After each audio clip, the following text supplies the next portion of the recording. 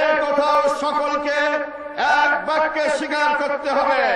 এই মক্তব থেকে, এই মাদ্রাসা থেকে, এই মসজিদের মেম্বার থেকে, এই ইমাম সাহেবদের পক্ষ থেকে, উলামায়ে কিরাম, ওলি দরবার পীরদের পক্ষ থেকে, ইসলামী সংগঠন, ইসলামী ব্যক্তিদের পক্ষ থেকে কোনদিনও একবারের জন্য বোমাবাদের পক্ষে কথা বলা হয় না।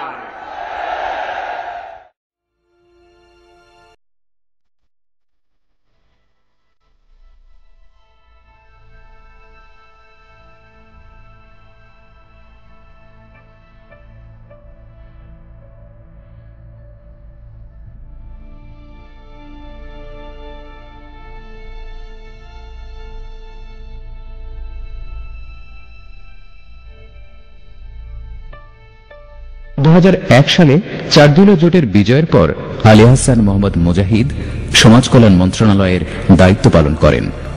দেশের গরিব, অবহেলিত, সুবিধা বঞ্চিত, প্রতিবন্ধী জনশক্তিকে জনসম্পদে পরিণত করার জন্য আলী আহসান মোহাম্মদ মুজাহিদের কর্মপরিকল্পনা ও কার্যক্রম পুরো জাতিকে আশান্বিত করে তোলে।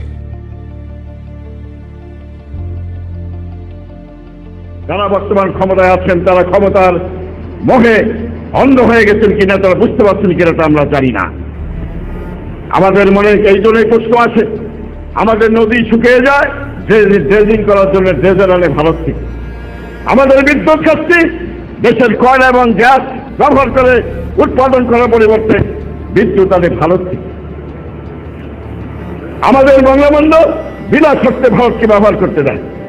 আশুগঞ্জ ছেলেকে ব্যবহার করার জন্য প্রতিশ্রুতি দেওয়া হয় এবং আমরা লক্ষ্য করছি যে একটা অনুগত একটা গভর্নমেন্ট এখানে আছে।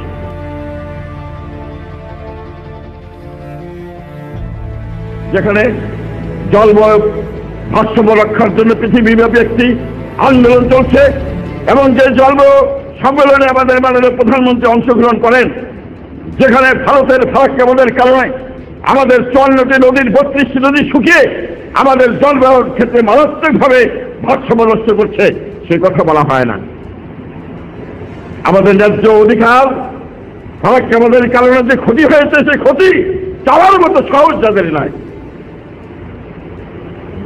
অন্যদিকে চিপাই মুখবাদ বলছি যে ভারত করবে, আমাদের কথা বিশ্বাস করে না।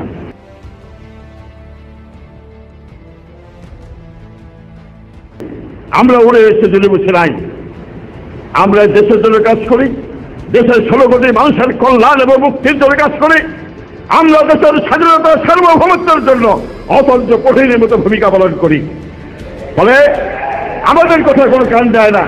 আমরা বলছি ভারত চিবাইমুখবাদ করবে, আমরা বলছি ভারত চিবাইমুখবাদ কাজ করার এগিয়ে যাচ্ছে, আমাদের কথা তারা বিশ্বাস করে না। তারা বিশ্বাস করে ভারতের প্রধানমন্ত্রী মনমোহন সিংকে।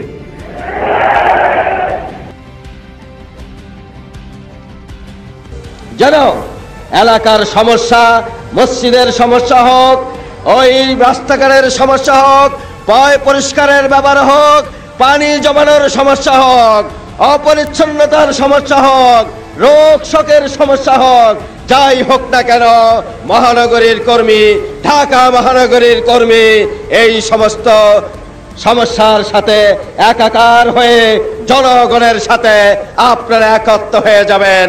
আপনারা জনগণের আত্মীয়, জনগণ অনুভব করবে, এলাকাবাসী অনুভব করবে, জামাত কর্মীর চেয়ে আর আত্মীয় আমাদের কেউ নেই।